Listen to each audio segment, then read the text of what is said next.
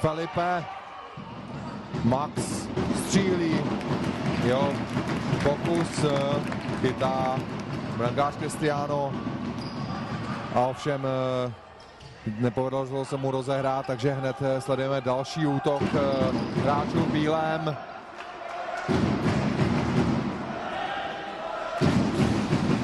V tom druhém poločase se mohou projevit faktory, které souvisí s únavou. Přeci jenom Benágo absolvovalo náročnější semifinálovou sérii.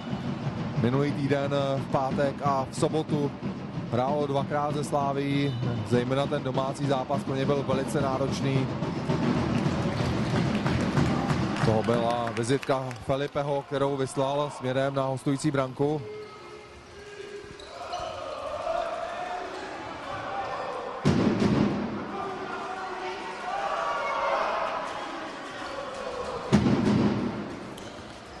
Postupný útok Benága, uvidíme, jak tedy vydrží se silami, protože přeci jenom domácí asistent trenéra Kakao tam ještě má celou řadu možností, jak prostřídat tuto sestavu.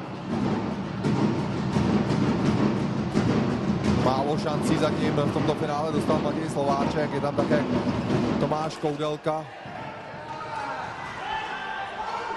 Ještě má tam celou řadu velice dobrých náhradníků, domácí trenér.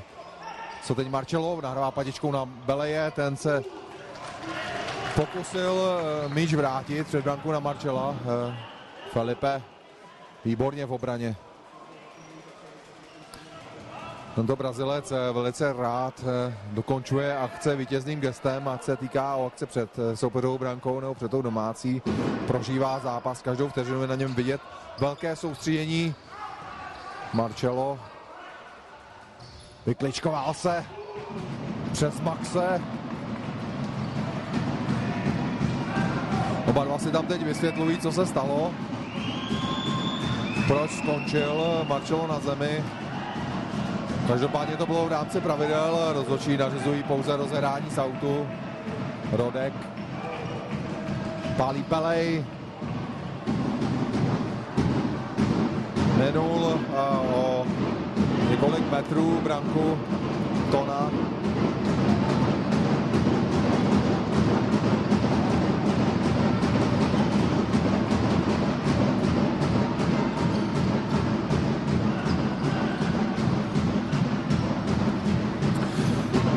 Hráči Rapaku teď předvádějí tu velice intenzivní rozehrávku na polovině hřiště.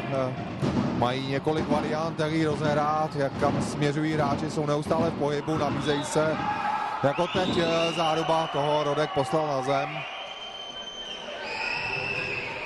Uvidíme, zase nebude opakovat ta situace z prvního poločasu, kdy Benágo nazbíralo velice rychle 5 faulů, z nich některé byly úplně zbytečné, protože byly na polovině hřiště. Teď samozřejmě ta situace vyplynula ze hry a z toho, jak Chrudim velice rychle rozehrá Dentinho. Marcello zblokoval jeho nahrávku na Maxe.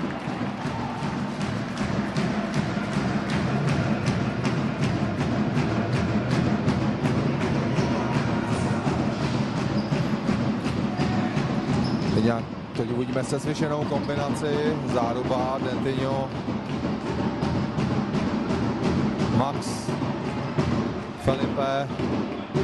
Zkouší míč zavést do prostředu, když je Max nahrává Zárubovi. A ten, nevím, jestli je to v našem záběru vidět, tam prorazil jednu z příček, které jsou nad brankou. Tam správce haly bude muset vzít žebřík a opravit tento prostor. Každopádně hráčům Benága to nevadí, protože ten míč nesměroval na branku, co teď Felipe. Přesnější střela a teď je velká chyba. Rodek tam si nevšiml Dentinha, který tam přiletěl jako vítr do útoku, hned míč sebral a vidíme, že znovu se dožaduje toho, aby rozhodčí přisoudil míč domácím.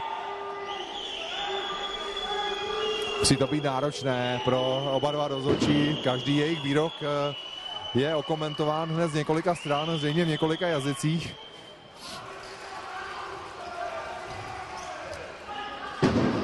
Znovu ten vysoký pressing, Era pak nechce nechat Benago rozehrávat. 3 hráči na útočné polovině a to vede samozřejmě k takovým situacím, kterou jsme právě viděli. Dlouhý nákop na Andrého, ten s tím nemohl dělat vůbec nic, než se po míči ohlédnout.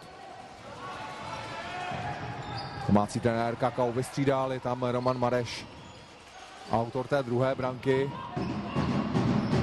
Sydney rozehrává společně s Rešetárem.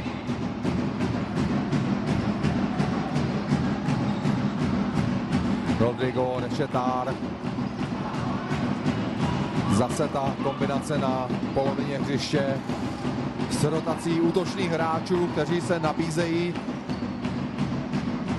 do prostoru. Teď ovšem André tu předávku vystihl a do této taktické varianty se pustí hráči z Benága. Michal Belej. No, to je vynikající hráč, klíčová postava Benága. Přišel do tohoto týmu z Brna. V současnosti také působí ve fotbalovém Mostu.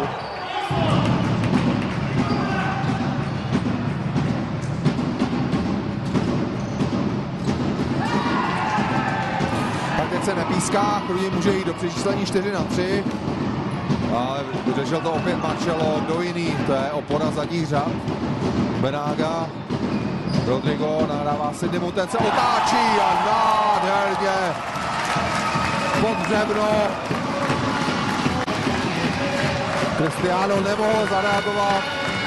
Domácí vedou 4-2. Jeden dotek, druhý dotek, otočka levačkou v pádu přímo pod břevno hostující branky. Domácí diváci slaví 4. branku v síti. Benaga.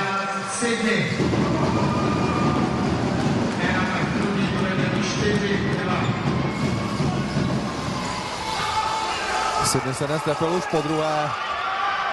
A tohle byl opravdu hezký futsalový moment. Pro Benago to teď bude hodně těžké. Přeci jenom prohrává o dvě branky. Teď ale si domácí také připisují první faul. Dopustil se ho Lukáš Rešetár na Diega.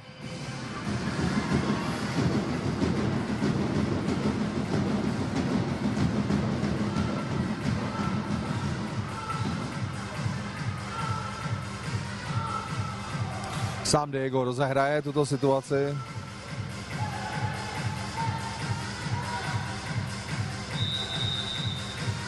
Tak ne, přeci jenom to bude rána od neta, ten umí vypálit z dálky.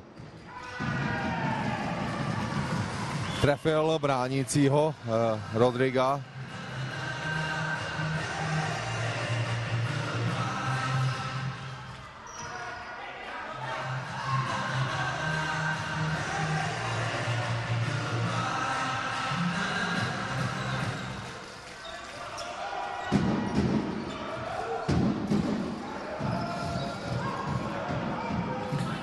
Hra zatím nestrácí to vysoké tempo, které má, co teď Marcelo. Zkusil překonat tu zeď, kterou vytvořili Max a Diego, ale nedostal se mezi tyto hráče. Teď Neto zkouší podobnou situaci, ale je z úhlu. Získal alespoň rohový kop.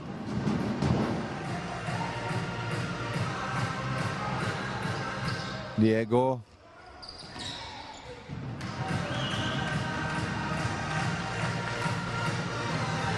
Hráči Chrudimi teď vědí, že mají na svém kontě dvoubrankový náskok, stáhli tu obranu před svoje brankoviště, mohou čekat na protiútoky a soustředit se na blokování takových střel, jakou předvedl André. A bránění rohových kopů, které následují. Tentokrát rozehraje Diego, přenechává mu míč Neto. Diego teď zkusí to zakončení, zkusil Neto volejem. Někdy z takových situací padají branky, většinou jsou samozřejmě velice krásné, pokud futsalistovi ten míč na volej sedne, To nebyl tento případ.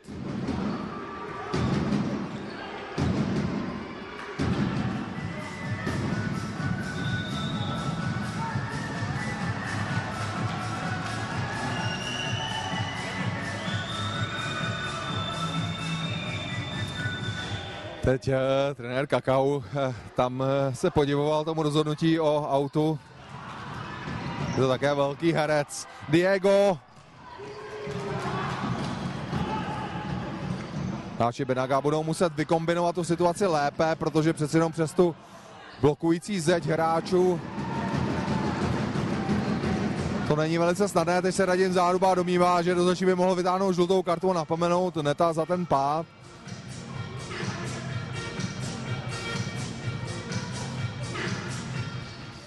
André, ten umí také vypálit prudce.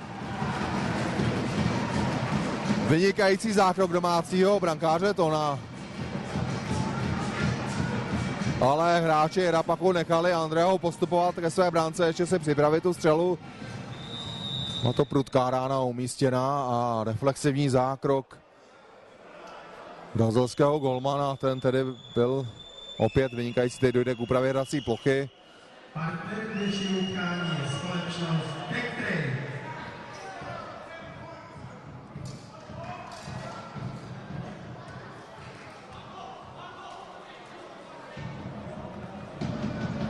Tak ještě jedna část plochy bude uklizena. Domácí jsou před svojí brankou, Záruba, Max Dentinho a Felipe budou čelit pokusu Benaga o rozehrání signálu. Marcelo se k zakončení dostal, jo, ránu zablokoval Felipe, bude se rozehrávat z druhé strany.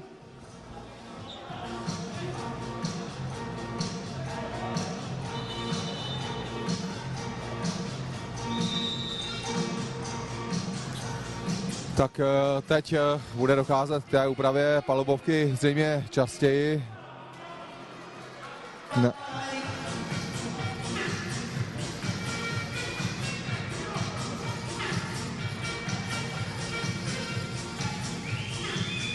Všichni hráči Rapaku soustředění.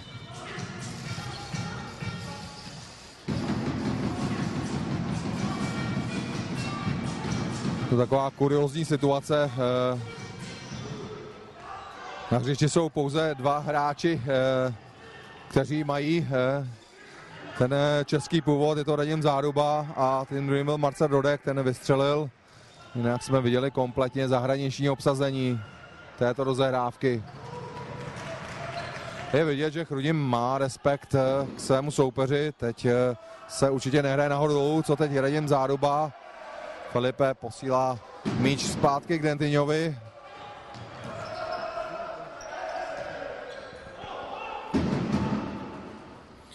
(4:2) do konce tohoto utkání chybí 13,5 minuty. Rapak zvýšil své vedení z poločasu na 4:2 a snaží se ho teď důsledně hlídat obsazováním hráčů a teď se Benágu nepovedlo rozehrát. Co Felipe Max zachytí míč ještě na hrací ploše, zachytil, zkusil ho poslat rovnou na bránu. Cristiano, který vyběhl, ho uklidil do zámezí.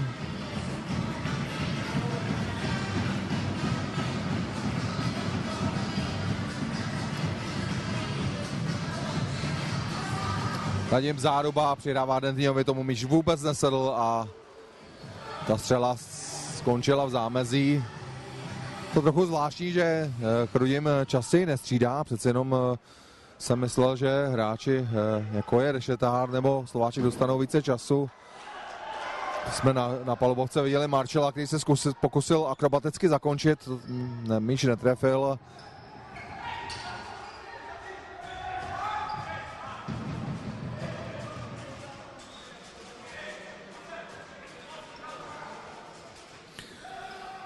Uvidíme, kdy Benago sahne k powerplayi, přeci jenom čas ubíhá a zbývá jim pouze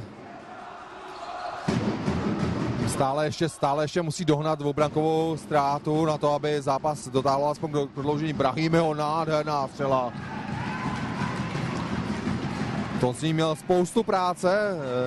míč neskusil vyrazit, ale srazit před sebe a zachytit, to se mu nepovedlo. Může být možná rád, že tam Belej nebyl včas. Dochází na má slova, jako kdyby mě teď domácí trenér Kakao slyšel. A Rešetár je na hřišti.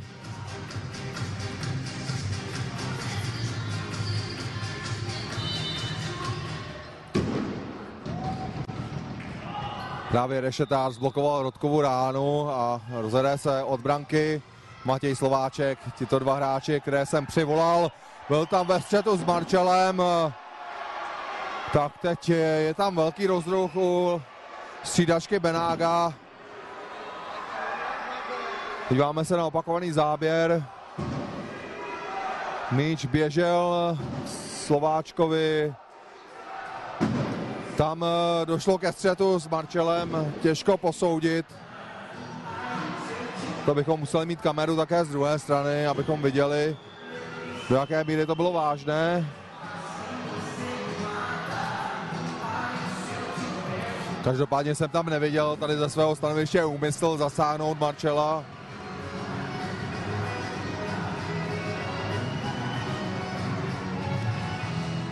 Neviděli ho ani rozhodčí, takže se rozhraje z autu.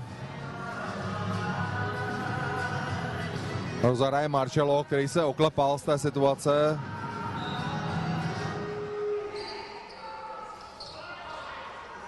Rodek a je tu ta varianta z powerplay, kterou hraje Benágo s brankářem Kristiánem na útočné polovině. Vzadu je Rodek.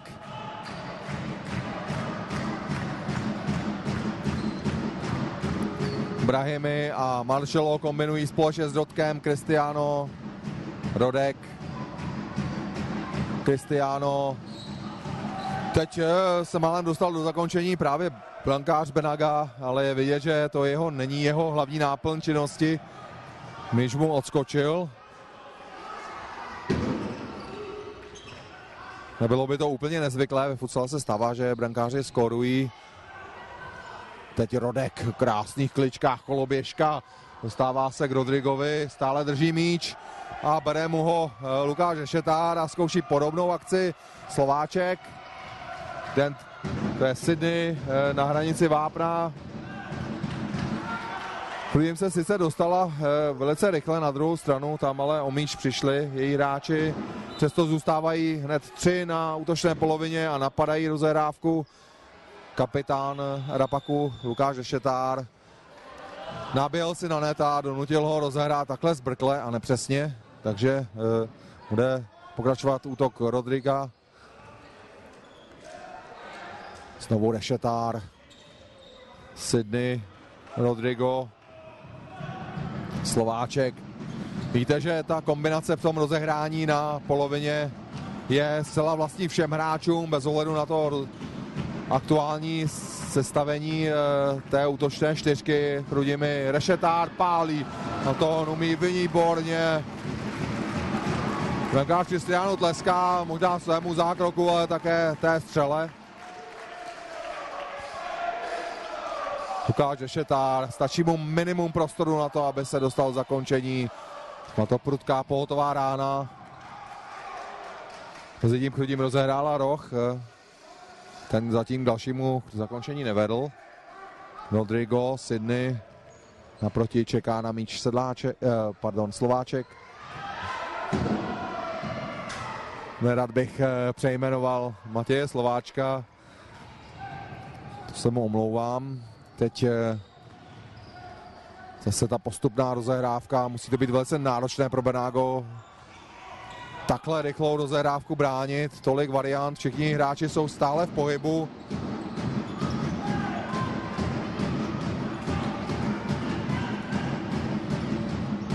V tom moderním futsale je to teď častokrát rozhodující prostor na středu hřiště, kde se rozehrává.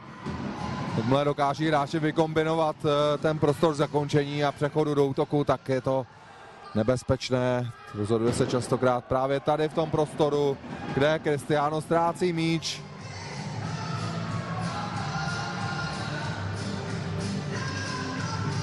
Zatím jsme neviděli v druhém poločase tolik pohledných akcí jako v tom prvním. je vidět, že jde o hodně a především Chrudim vede 4-2.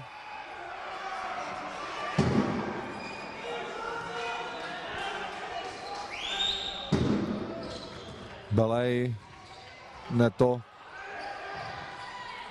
Diego, André, to je ta varianta sestavy Benága bez Marcela.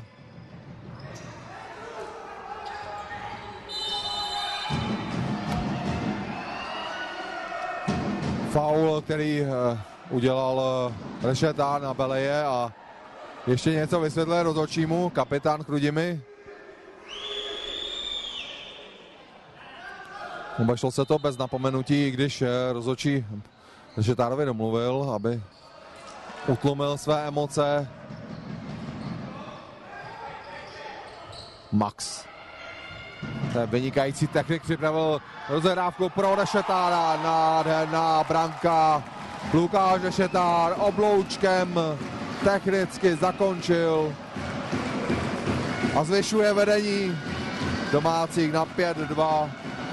Ale velký podíl na té akci má Max, který připravil Rešetárovi toto uvolnění. Podívejte se, jak se Rešetár byl vědom toho, že Cristiano je hodně daleko z branky a že to nejjednodušší řešení bude ho přehodit.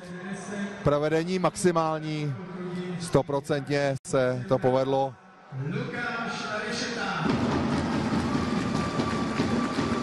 Jak je vidět, nejenom čeští fotbalisté typu Panenky nebo Poborského, ale také futsalisté mají techniku obloučku velice dobře zvládnutou. Další akce, ve které Max střílí, neprostřelil Cristiana, ten zůstal stát. 5-2. Domácí favorité tohoto zápasu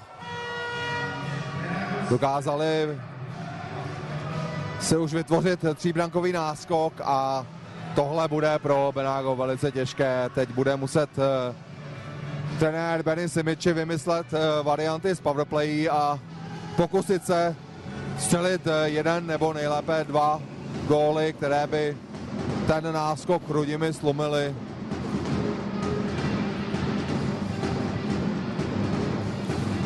Po základní části byly tyto týmy na prvním a druhém místě. Rapak vyhrál základní část velkou převahou. Benágo skončilo za ním. V těch vzájemných soubojích si vzájemně oplatili porážky, když souboj, který se hrál na půdě Benága, byl samozřejmě už v době, kdy bylo ovšem rozhodnuto. Ovšem základní část v futsale je něco úplně jiného. Říká se, že playoff je jinou soutěží.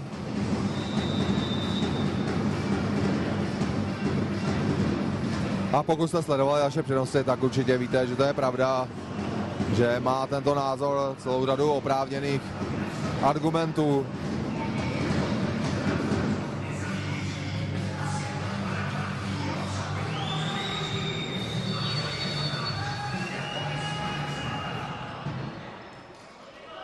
A je to tak, Benny Simiči rozhodl o tom, že se bude hrát pravoplay a to ta varianta s Marcelem Rodkem, který už je před brankou Chrudimi. Na hřišti je samozřejmě Marcelo a teď je ve složité situaci, je napadán Maxem. Vrací míč zpátky na Diega a ten čelí pro změnu napadání veterána Romana Mareše, který velice obětavě se tam vrhl do té přihrávky, málem míč získal. Je to obdivuhodné, Roman Mareš na UEFA Futsal Euro nejel kvůli zranění, ale vidíte, že je velice fit a znovu plní velice důležitou úlohu v dresu stávajícího šampiona Rapaku Chrudim.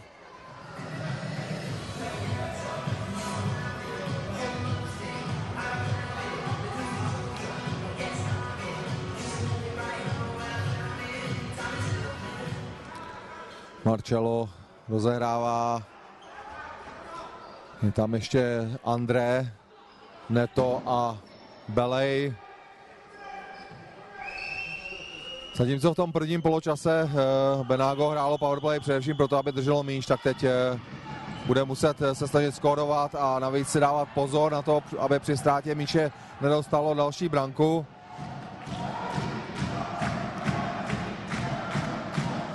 Tohle pro domácí celek je výzva, kterou ale hráči Chrudimi velice dobře znají. Teď vidíte, že odehráli tu obrannou fázi velice dobře. André zakončoval z pozice, ve které bylo těžké míč nasměrovat na branku.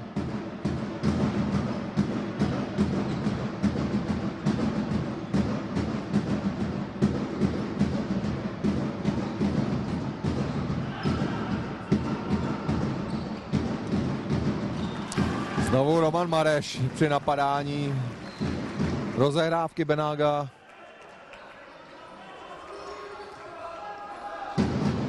Lestery 40 by mu jeho fyzickou kondici a elán mohl závidět. Znovu Roman Mareš, teď ho trochu přehnal s tím, o čem mluvím. Do Marčela trochu zajel. Domácí jsou na 4 kumulovaných faulech, to by ještě mohl být trochu problém.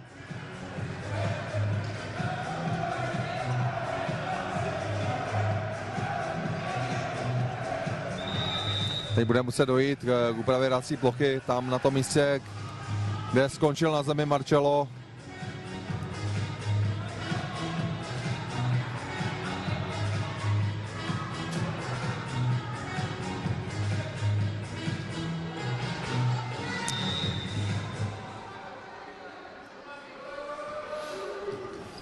Tak Chrudimští trošku obměnili složení té bránící čtveřice, je tam Rešetár. Hosté pokračují v tom složení s Belejem, Andrem, Marcellem, Rodkem a Netem. Marcello byl teď chvíli před brankou na pivotu.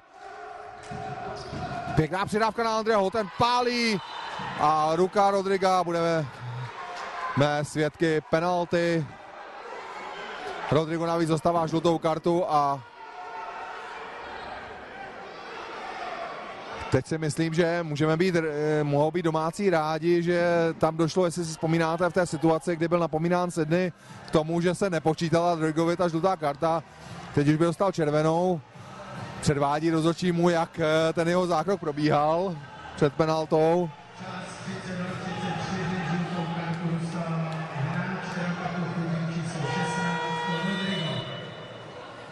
A je to s českou Simiči.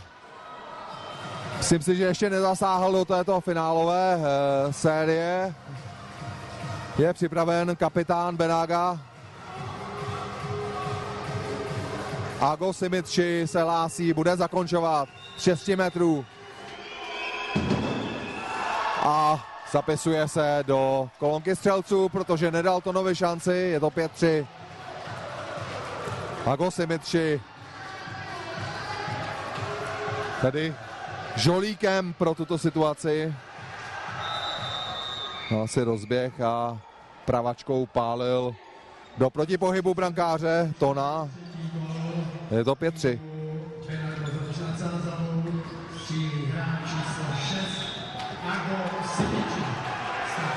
Tak to, co se zatím vyplatilo Benágu, tedy nasadit powerplay s Rodkem, přineslo první ovoce, je tu ten první gól, teď by na něj potřebovali hosté navázat.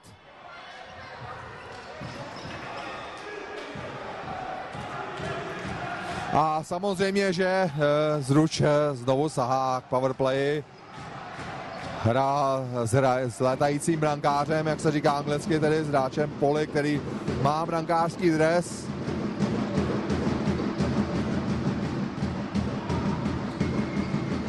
Belej, Marcello. Ale určitě zajímavé, kdyby se Benágu podařilo vstřelit branku. Marcello teď bude střílet, Ton vyráží v pádu, Rodek s dorážkou. Rodrigo napálil míč do stropu, takže se bude rozehrávat ze strany. A to byla další nadějná akce a určitě zajímavé sledovat, pokud by došlo k tomu, že by se zápas vyrovnal. Marcello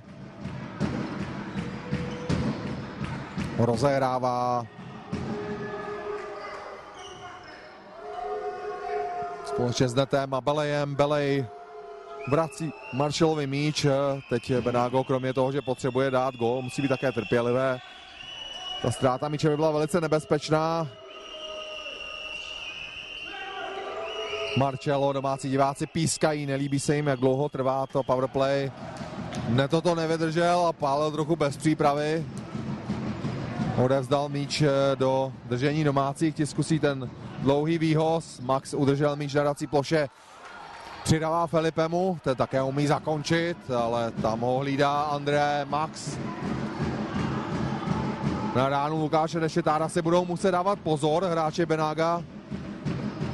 Či si pamatujete, jak se krásně otočil a skóroval už v tomto utkání.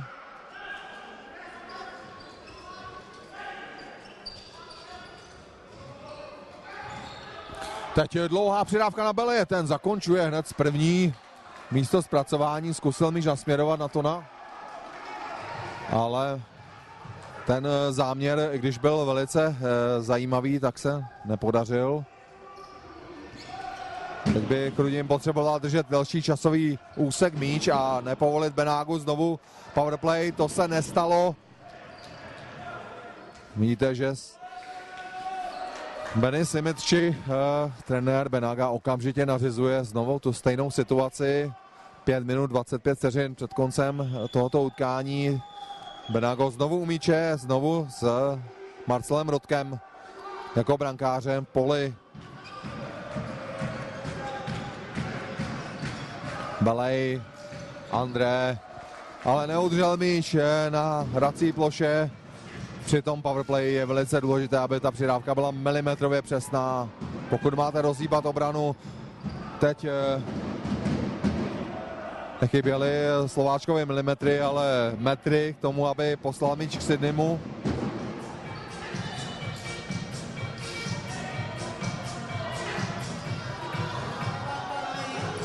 Pokračujeme, Benágo opět powerplay.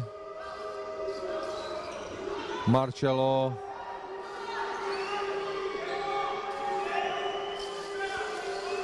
Teď vyzývá gestem hráče, aby se rychle dostali na své postavení. Teď už to tak je. Muset hráči Benága zrychlit tu rozehrávku, také se nabízet a přidat trochu pohybu do zastavení. Marcello. Rodek zpracoval si míč levačkou. Teď už zbíhá před branku, uvidíme tedy rozuzlení. Neuvidíme, Sydney se dostal k míči, který se odrazil od Andrého. Napálil ho směrem na chrudimskou střídačku. Teď Rodrigo pálí přes celé hřiště. Nechybělo mnoho. Míč skončil na dřevném, jako kdyby si chtěl zahrát ta pověstná Břevínka. Teď Felipe vybojoval míč.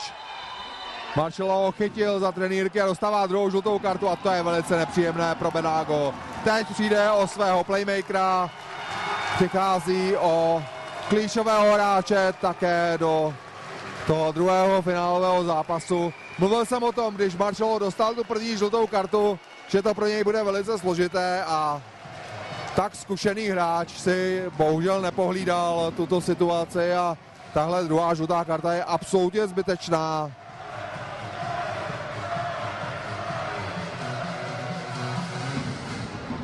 To bylo viditelné na velkou vzdálenost.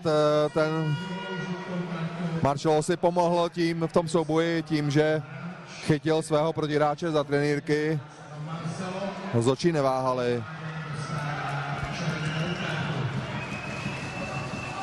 Hráči Benága teď nesportovně tleskají rozhodčímu za toto rozhodnutí, ale viděli jsme, že rozhodčí si rozhodně obhájí toto rozhodnutí.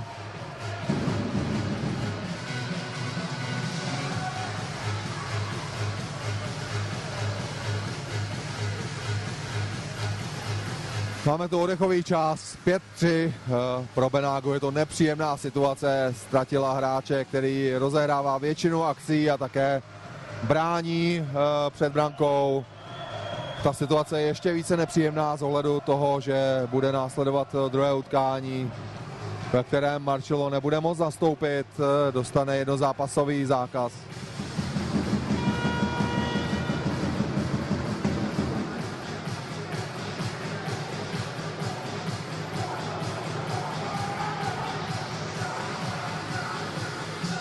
Teď navíc samozřejmě po červené kartě ve futsale následuje přesilovka dvouminutová. Hráč Benága bude moct naskočit až po uplynutí 2 minut, tedy v čase 2:12, pokud se Chrudimi nepodaří vstřelit 6. branku.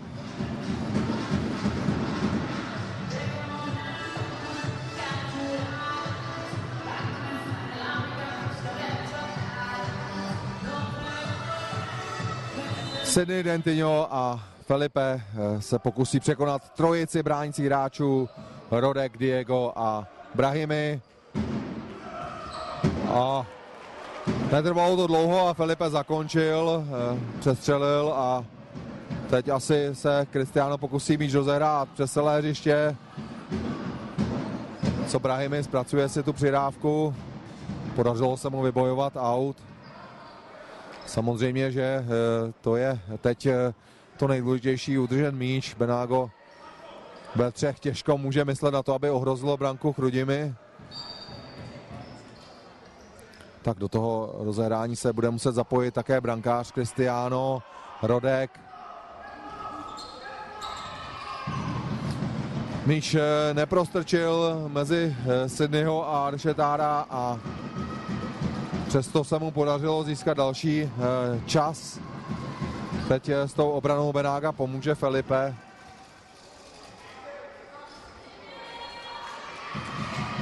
Jedem, ozvalo se z kotle domácích fanoušků, ti budou sledovat, jak jejich hráči dobývají už jenom trojici bránících hráčů ze Zruče, Felipe, Dentinho, Sidney, před brankou Rešetár, očekává přidávku nebo tu střelu na zadní tyč, už je tam.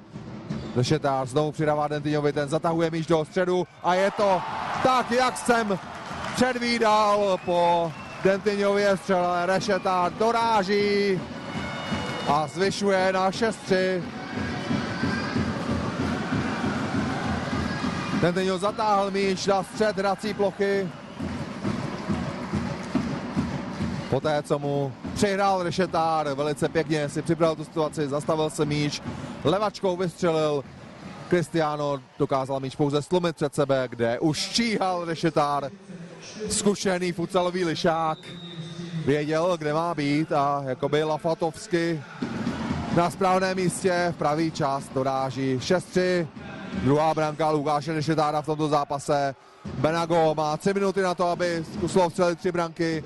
Powerplay, samozřejmě, že hráč, který pikal za tu červenou kartu pro Marcella, už je zpátky na palubovce.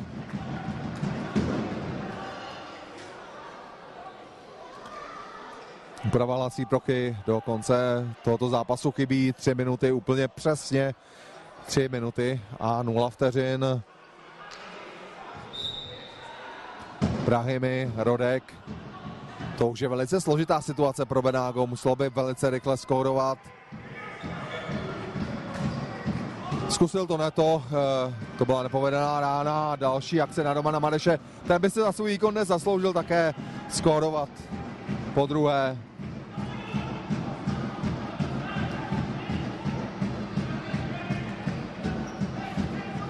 Tak teď zajímavá situace. Powerplay sahá i Chrudim, bude držet míč. V tom brankářském je Michal Kováč. Ten mnoho příležitostí dnes se zapojit do tohoto finále nedostal. Možná, že jeho minutáž je nejmenší ze všech hráčů. Teď má míč. Český reprezentant Michal Kováč, muž možná s nejrychlejší futsalovou střelou.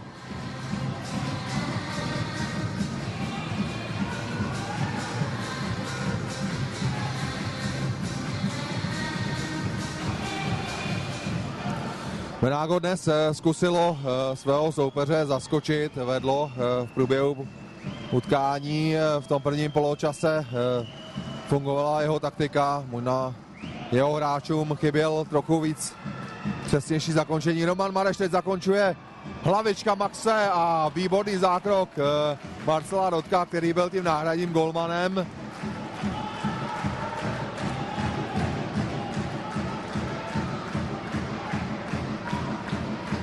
Máci zůstávají u míče, můžeme pokračovat v té myšlence hodnocení tohoto utkání. Chrudim dokázala zlomit odpor svého soupeře několika velice dobrými výkony, především v té útočné fázi si hráči Chrudimi počínali velice dobře. Kováč. Teď ale v akci Michal Belej, to bude gól. Prostřeluje Sydneyho mezi nohama a ještě je tu přeci jenom snížení 6-4. Chrudim přesto pokračuje v powerplayi, když teď nabídli gól, ale Max ukazuje, že ne. Byl to on, kdo teď rozhodl, že to tak nebude, alespoň mi to tak přišlo. To má samozřejmě logiku, protože hráči Chrudimi nabídli možnost snížit Benágu. To teď ožilo. Deficit je pouze dvoubrankový. Míče Neto.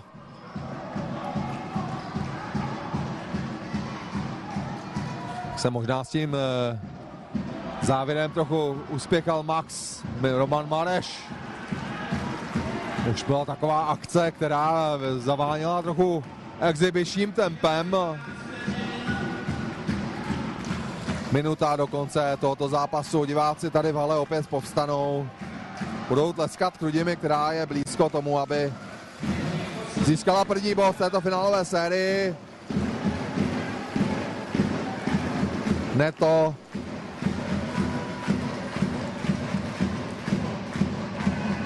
Diego, ale Rodrigo opět s vítězným gestem po tom obraném zákroku, rohový kop. Hráči Benaga budou muset rychle zakončit.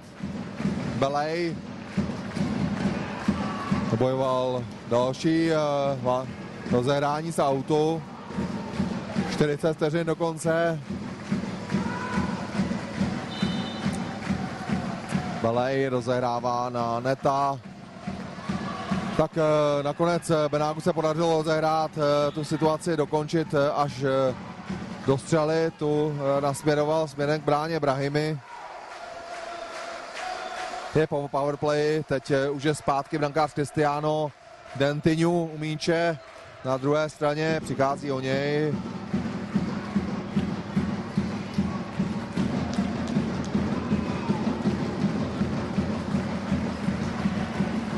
André Belej, blíží se konec zápasu. Teď ještě střet Dentyňa s Belejem. Belej zůstal na palubovce. Dentyňo s Andrejem si to vysvětlují. Nakonec přeci jenom pár přátelských gec a podání ruky. Ta situace se nevyhrotí. Chrudim je blízko toho, aby dotáhla tento zápas do vítězství.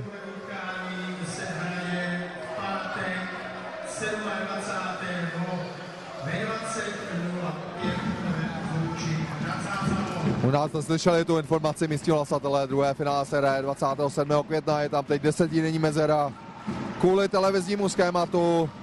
Toto utkání končí tou poslední akcí, byla zblokovaná netová rána. Napak Chrudim se ujímá vedení 1-0 v této sérii, poté co zvítězila Chrudim doma na domácí palubovce nad Benágem 6-4. Po velice pěkném zápase a po čase vedla 3-2. Chrudim tedy ve vedení 1-0. Děkujeme vám za pozornost, kterou jste našemu přenosu věnovali a těšíme se při dalších přenosech znovu na shledanou.